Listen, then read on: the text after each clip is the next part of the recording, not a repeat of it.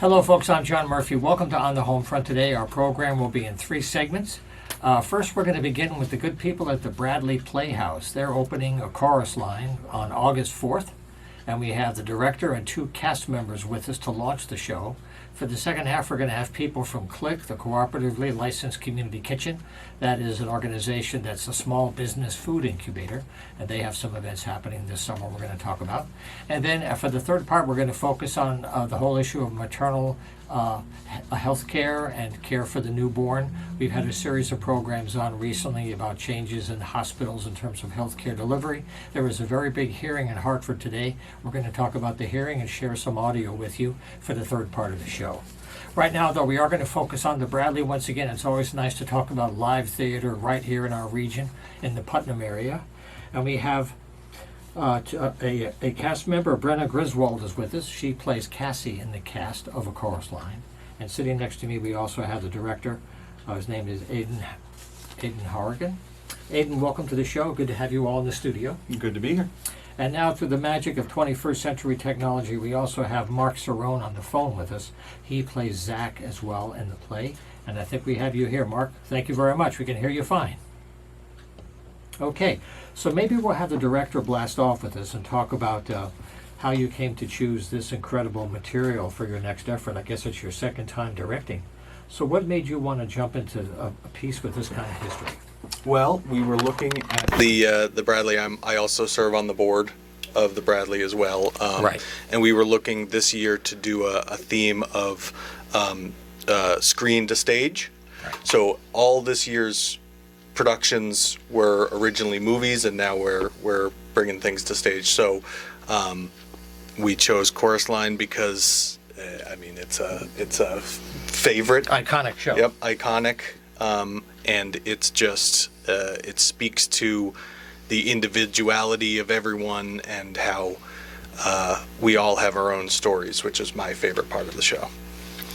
So I want to chat with the cast members in a few seconds, but since there's such a heart of music to the show, how did you arrange for the staging and kind of planning of the songs and the performances? Well, luckily we have a great musical director.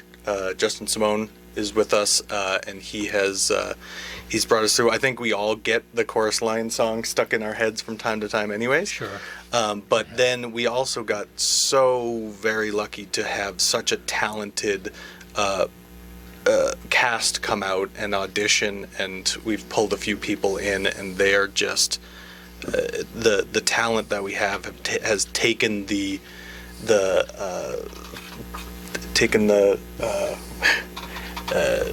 story and just run with it. Well, it's a situation that is eternal. That is about the presentation and how you live, waiting to see if you got in or not in the process either way. But since we have Zach on the phone right now, actually it's Mark, but they're calling him Zach lately. So maybe talk about this huge character and why you chose this particular one and how it connects to your own experience. Oh, thanks. Well, yeah, I'm really excited to be cast in this role. I have not done this show before, but Bradley was slated to do it about 2 decades ago, and I auditioned for it then, and there just wasn't enough of a turnout as far as actors that can sing and dance and act. So the show got changed to a different show, which I was still a part of, but I just kind of felt that longing, like, man, I really want to do A Chorus Line. It's just this iconic show, and it was kind of on my bucket list of shows I wanted to do. So I was really excited to hear it was coming back, and when when it's cast as Zach, I was thrilled. It's a great part. He's a complex character, and I do get to be part of the singing and dancing, but also just a lot of great dialogue and a lot of interacting with the characters. They're really probably the only character who interacts with every other character, and it's a real acting opportunity for me that I'm just thrilled about. How much time did you all have to do the run-throughs and the rehearsals and getting all your blocking and your rehearsals down? How'd that work out time-wise? You could go on forever, but you put in a lot of time. People don't know how much. Sometimes. Yeah, well, I wish it was forever. We I believe we've had about 10 or 11 weeks so far. We have a few more weeks to go before August 4th, and we'll be putting in a lot of work in between there just to get everything ship-shape, but it's coming along great. So once again, this is a chorus line August 4th to the 13th. If you want to follow their entire schedule, just go to the bradleyplayhouse.org and you can get everything for the entire season. Now we have one more cast member here. Cassie is in the house, and this is Brenna Griswold. So welcome to the studio, Brenna. Nice to have you here. Thank you very much. So maybe tell us a bit about the background that brought you to the Bradley and how you're handling the incarnation of Cassie, who's also a role. I'm not going to give away what happens to her in the end, but some people have a happy ending and others don't, but that's all I'm going to say. Yeah, well, I've been performing with the Bradley off and on since 2017, and I actually did this show elsewhere, and I did play Cassie. And I've always been a dancer my whole life, but I hadn't been, as far as I was concerned, I wasn't a singer, or at least not a musical theater singer. And I've worked a lot over, the past couple of years to get sort of up to snuff with, vocally. And so I relate to Cassie a lot because her whole thing is that all she wants to do is dance. All she wants to do is dance and have a place to fit in, and I very much relate to that. So when I did the role the last time, I don't feel like it was my best, and I'm excited to do my best this time. So it's sort of a little redemption for me as well. Something else I wanted to ask you about is this has such a long history. There's, of course, the original theater, and then there's the film version. How did you play with those different storytelling forms when you have all the choices you want as a creative director? Well, I've looked at, for Cassie at least, I've looked at a lot of the different versions and taken the pieces that I like from the different actresses who have played Cassie and sort of combined them into one piece, along with my individual take on some things as well. Right. The 2006 revival that was on Broadway is my favorite version, and I think that's sort of where we have both sort of geared our mindset toward. I absolutely love Charlotte D'Ambrose, who played Cassie in that production. And so I base a lot of my Cassie off of her. So as the director, what was your sense when you went into this of how you were going to design it, and as much control as you have over the actual presentation? But this is your second time directing this way, so it's a big experience, and I just wondered how it feels for you and what your hopes are to do more of this good work. Well, an interesting thing about A Chorus Line is that it's set as an audition, which I've come from an acting background, and Brenna does as well, and we've all been on that empty stage with the white line auditioning. So it's amazing how much you can do with an empty stage. There's not so much a set as there is the actors make the story come alive. That's right. Yeah. Yeah, that's the dynamics. It's kind of like the story tells the set for each one. Yeah. So, Mark, thanks for hanging in with us on the phone here. With the other work that you've done, what is your sense today of like regional theater across the state? I've noticed in recent years there's more activity, but I wondered on the performing side, when you're the artist looking for places to work, what's it been like for you as an artist, as a performer, looking at regional theater across Connecticut? Well, it's the pandemic certainly threw us all for a loop. And I think it's made us appreciate live theater even more. I was cast in the show Mamma Mia that the Bradley was going to do in May of 2020, and we all know kind of what went down around then. Yep. So the show got canceled ultimately, and then theater was pretty much dark for a while. Oh yeah. And I think it made us appreciate just how important live theater is, and how that experience of not only being an actor on stage, but being in the audience and being able to see actors in person and see live performances. It's really unlike anything else. I mean, we all love our movies and television, but there's just an additional experience that you get with live theater that you just doesn't really not compare to the other forms of entertainment, really. So I think being able to do a live show again I appreciate it more than ever before. And I think the audiences are also coming out in appreciation because they missed it when it was gone. Well, there's something I want to ask you all about, too, is the different ways people can get involved in theater, kind of beyond what you see on the stage when it happens. When I've talked to the Dionysus folks from Vernon or the Wyndham Theater Guild folks, there's a whole crew of volunteers that make everything happen that, without their help, like the actors don't have a world.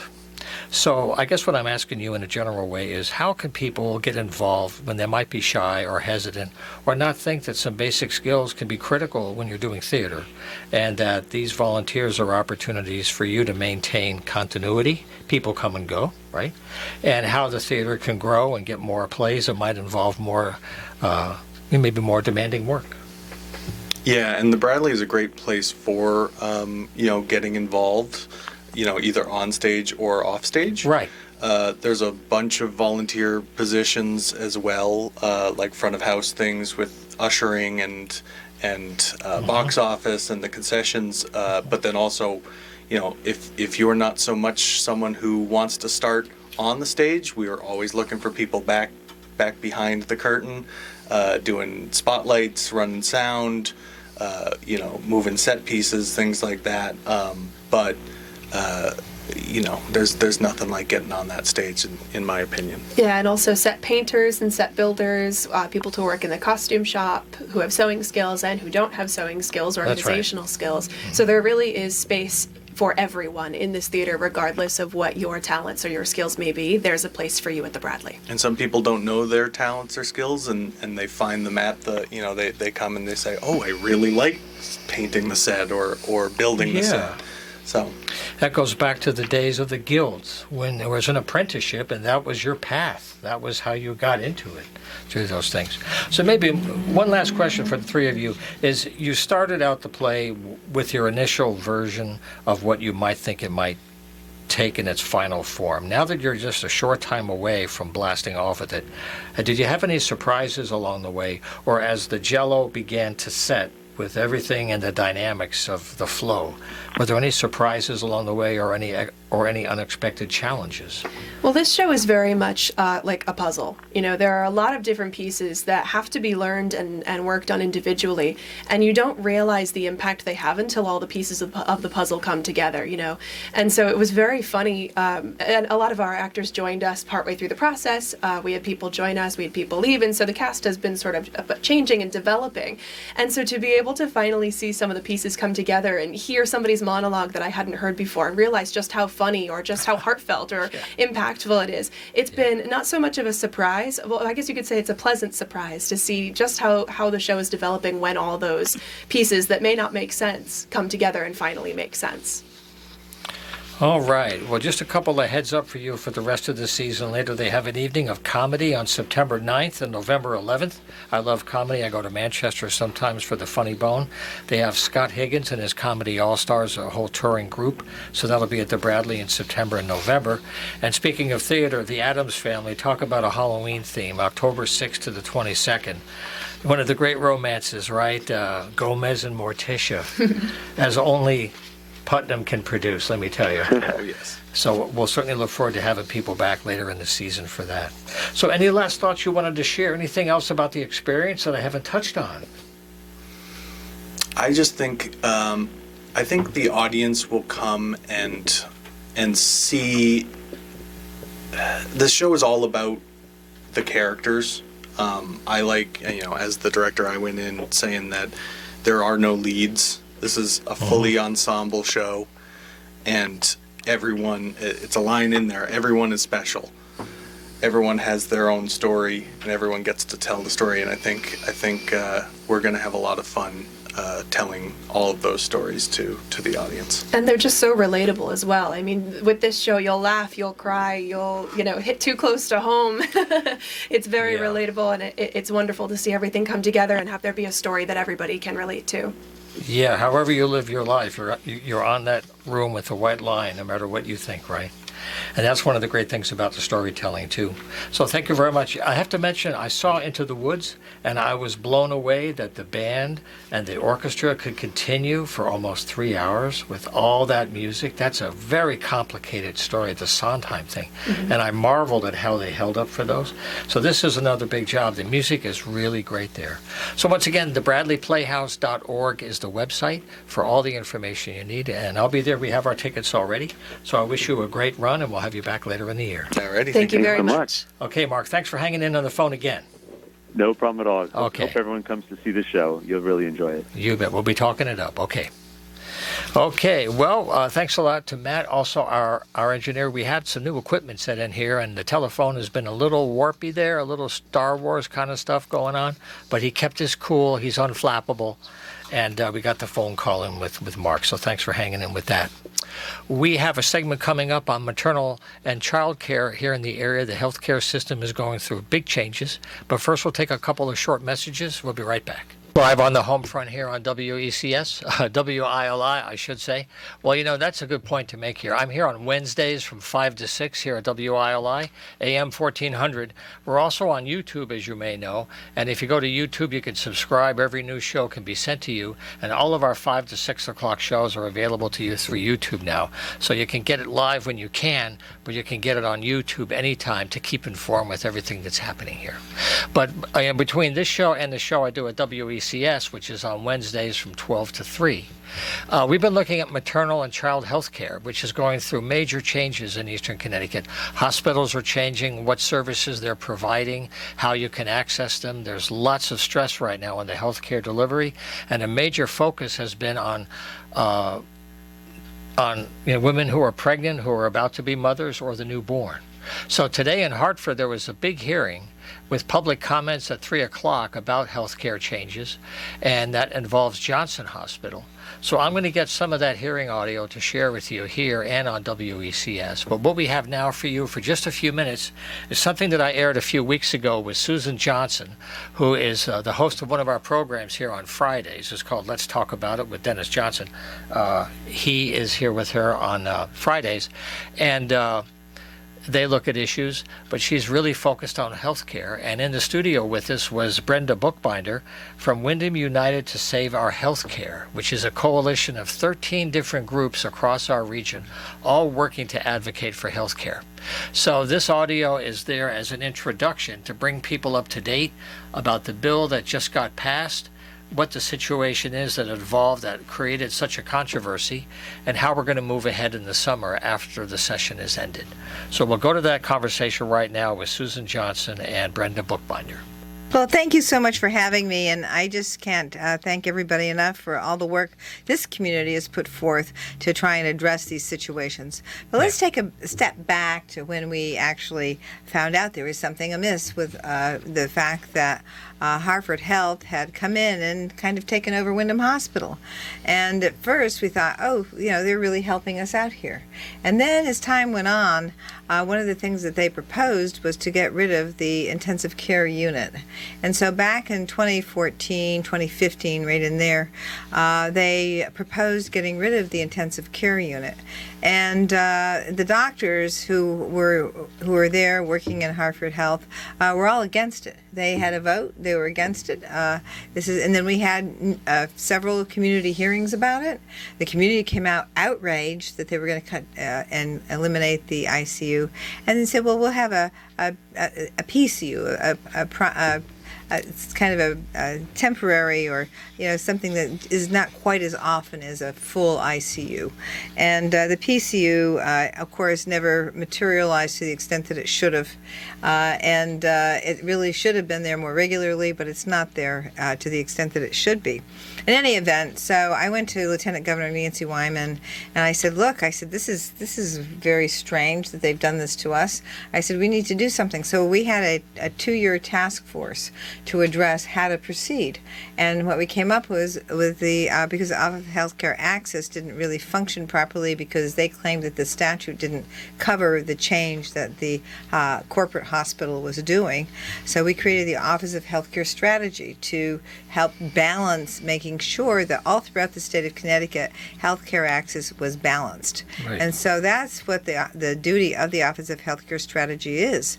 So then go a little bit further, and then all of a sudden they say, "Oh, we don't have an ICU anymore, so I think we're going to have to shut down the maternity ward and delivery services." So they didn't do anything about it by going through the Office of Healthcare Strategy because they were required, and so they went ahead and just did it anyway. And so they were fined by the Office of Healthcare Strategy about $60,000. Hartford Health is now appealing that. and to the court, and because the Office of Healthcare Strategy is a regulatory organization and it has administrative determinations. So it's not it's a court. It's an administrative process, and then you can appeal their determinations to the court. So anyway, so that's where we are right now. This is still a situation where they have gone against the law. They haven't been approved.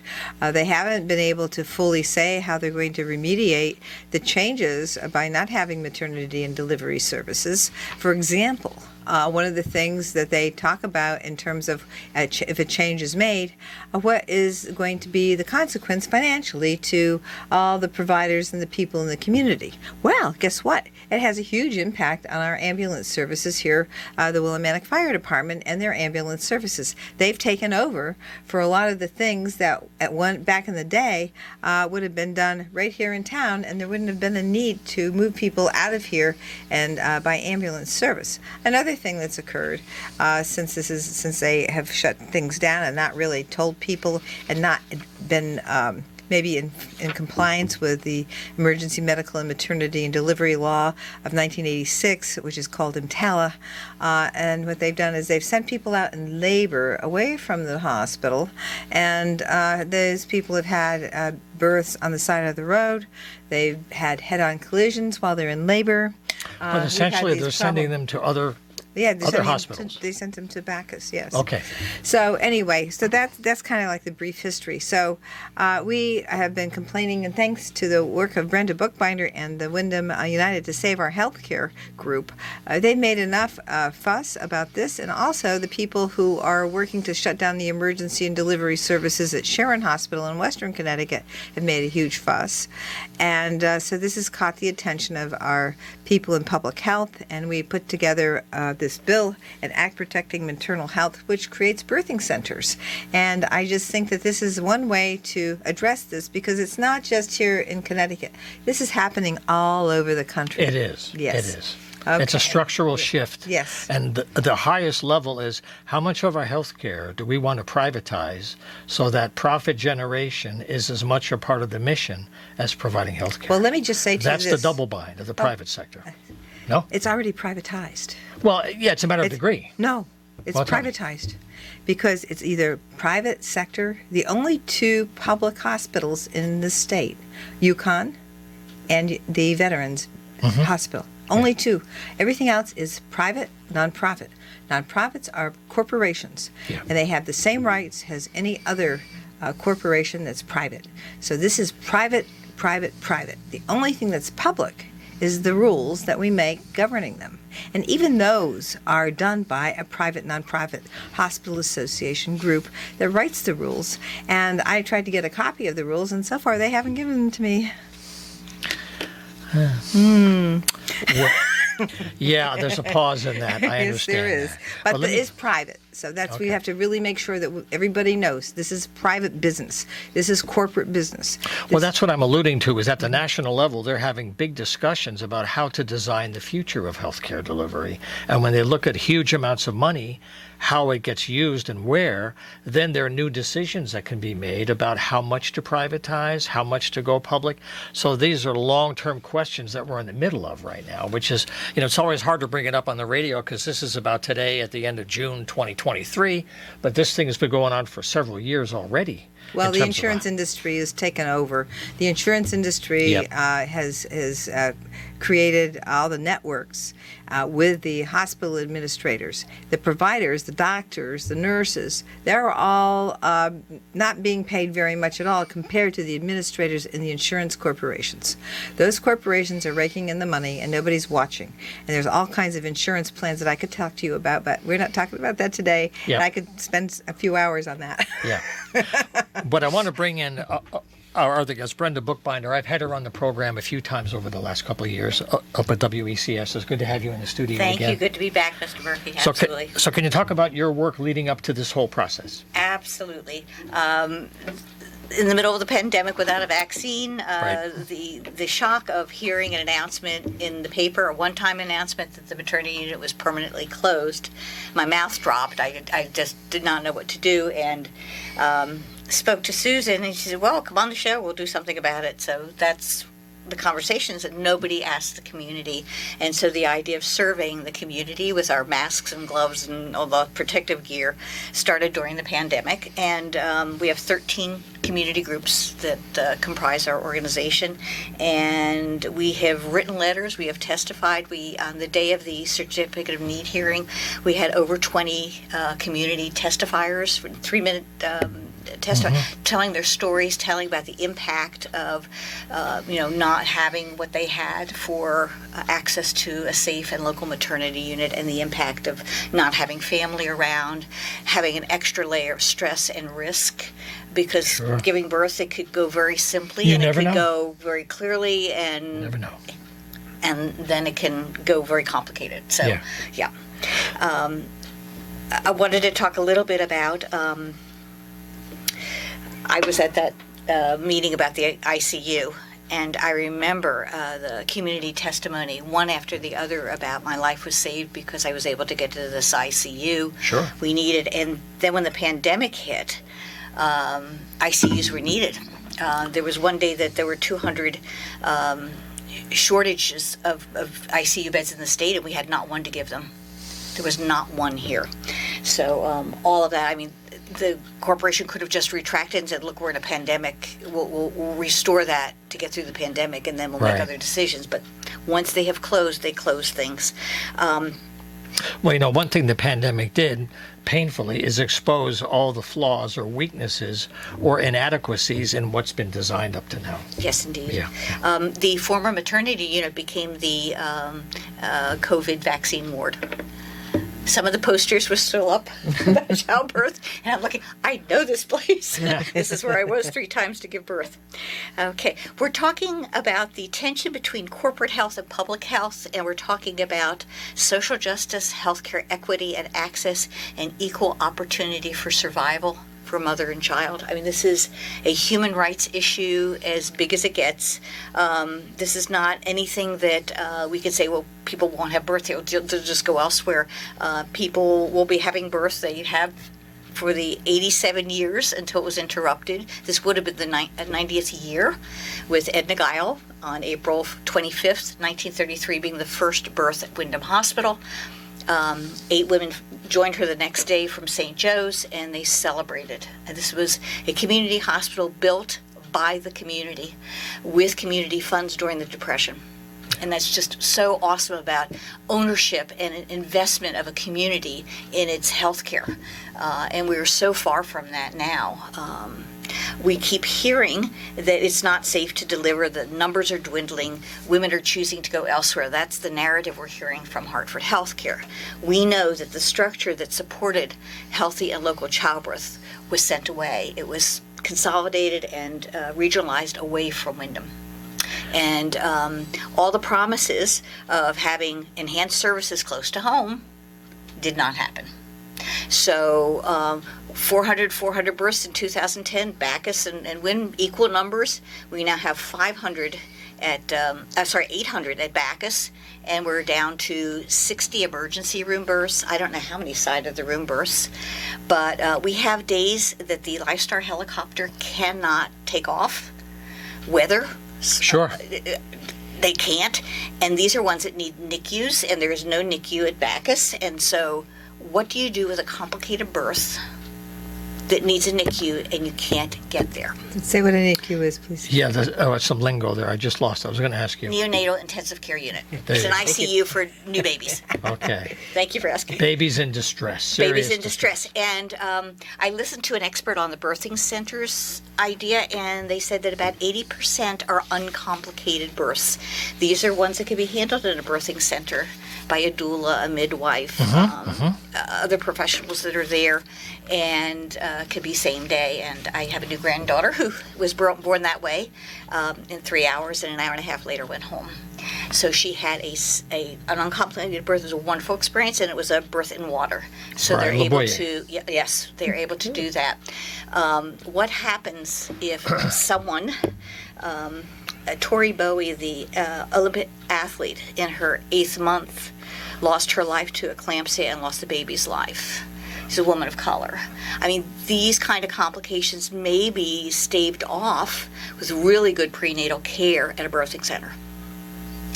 They do a lot of preventive and sustaining care, which is user-friendly. I think a lot of people, particularly minorities, poor immigrants, are nervous about hospitals. Sure. They feel language barriers. They don't feel comfortable in them, and the idea of not only not being here, but being shipped away or up in the air to some place they don't know, and family can't get there. That's right. It's stress on top of a risk situation, and no woman should have to go through that. No family should have to go through that. So I want to talk about the Stretch Initiative really quickly. Yes, please. This is another win for public health. And that's many states together, too. Yes. There were 10 states picked by the national government and the CDC, the Center for Disease Control, picked Connecticut as one of them, and to spend a year from December 2021 till this January having conversations with communities, really listening to them and asking, are there ideas that you have? Is there something you would need differently in this community to make things more fair? And the Department of Public Health has those results.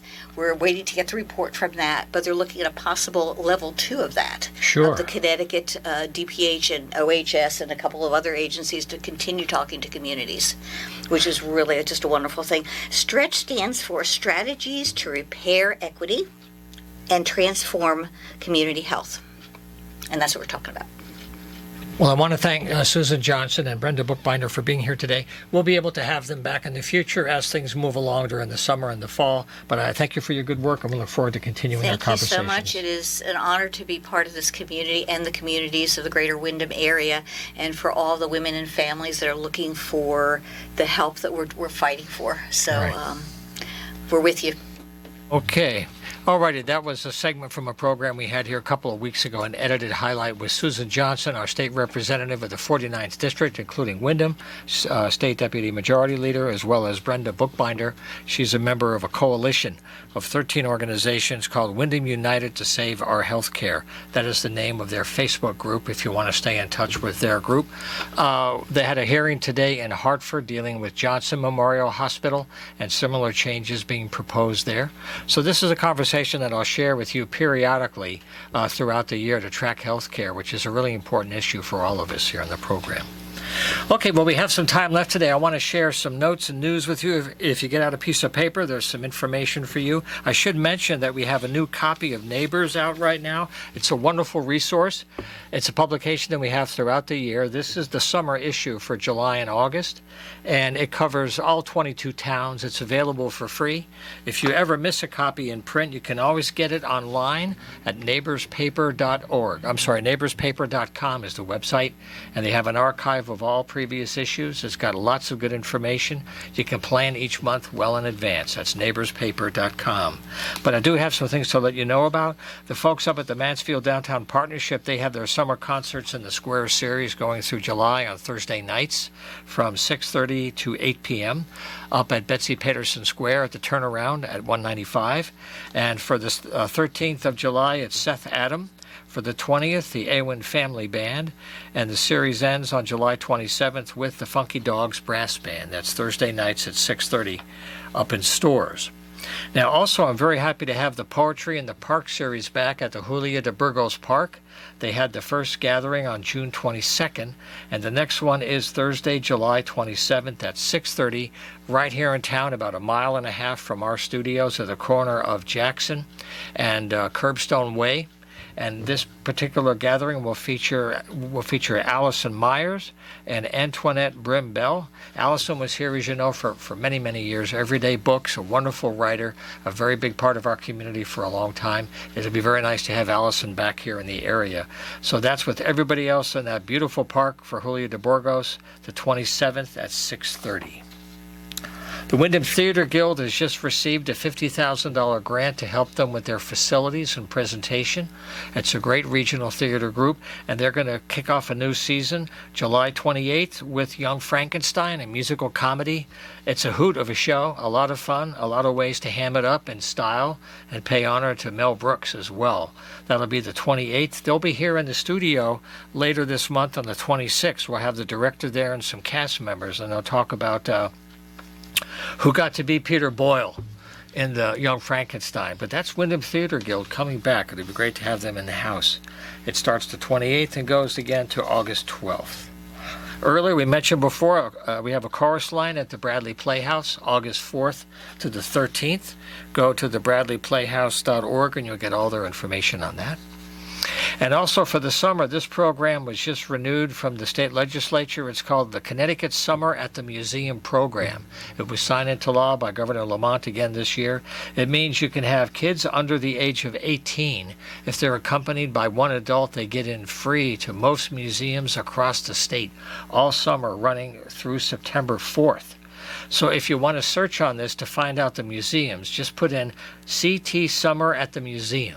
CT Summer at the Museum. You get all the museums, some very nice day trips, and everybody gets in for free. So it's a good chance to celebrate the arts here across Connecticut. And we have a good chunk of time left to enjoy the summer. Also want to mention the Community Foundation of Eastern Connecticut was recently awarded a $1 million grant from the Connecticut Social Equity Council. They receive a portion of state cannabis sales, and these funds are being dedicated for the foundation to use to support the arts, wellness, and health, and other aspects of living here. They have applications that will be open in August and September. So they've received an extra $1 million.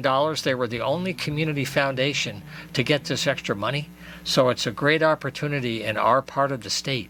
If you're working with the arts or youth programming, youth education, recreation, mental health, check out their website for the Community Foundation of Eastern Connecticut and find out about how to apply in August or September. It's a great opportunity. Okay, we're going to take a musical break before we close out the show. Take a couple of minutes. One of my favorite writers is Mose Allison. This is a really good tune this day. It's called How Much Truth Can One Man Stand? It's very good today when you watch the news to have this song in the background. So, Mose Allison, take it away. How much truth can a man stand?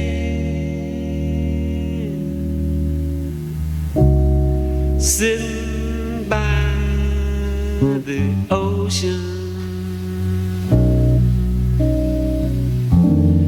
nothing but perpetual motion.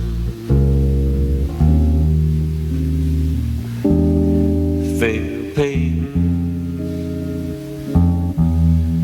in the sand. How much truth can a man stand?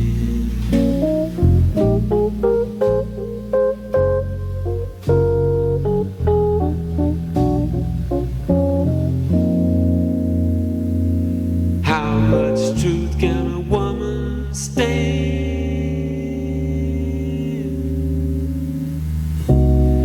Looking at a teenage daughter, just another lamb for slaughter.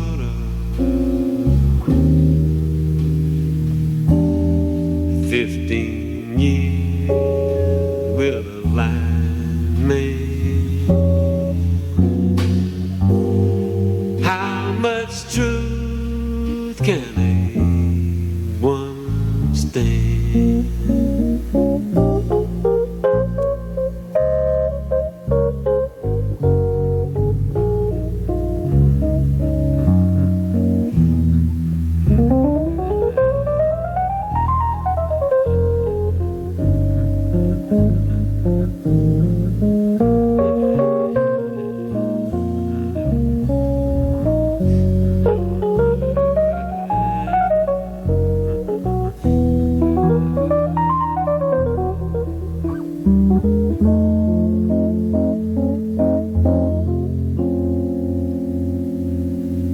How much truth can the world stand?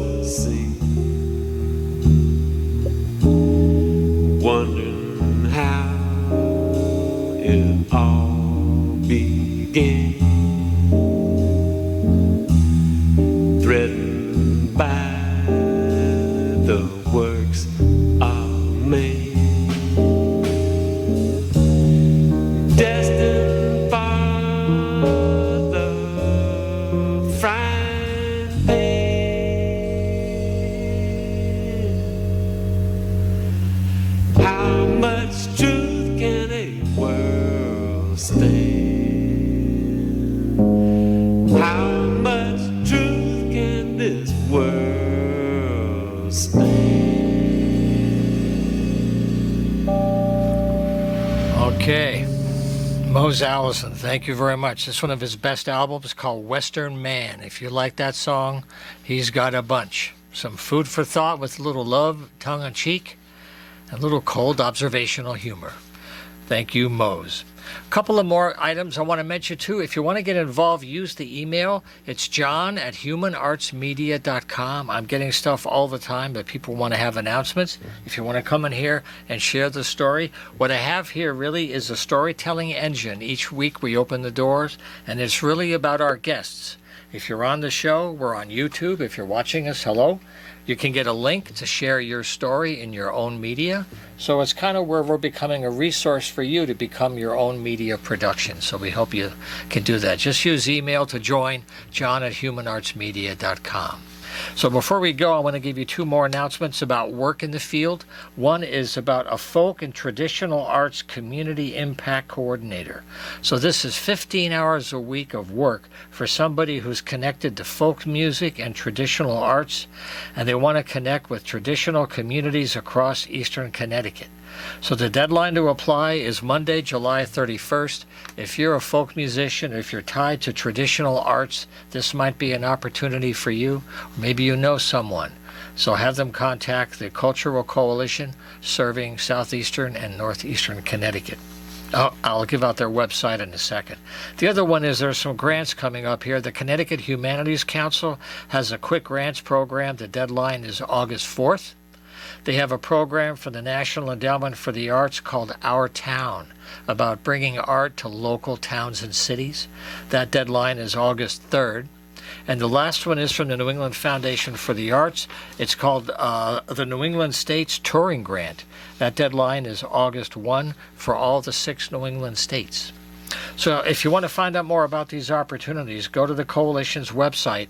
It's Culture, SECT. It's kind of an anagram, Cultural Coalition serving southeastern and northeastern Connecticut. So it's culturesec.org. Write that one down. You'll get grants and news all year long. You can even sign up for a newsletter, and they'll send it to you every month with all this great information that I get to share with you once in a while on the radio. So thanks to Matt Rupar, my co-producer behind the scenes, for dealing with our telephones today. We're going to have some sports news here, an update of sports news, and we'll see you next week.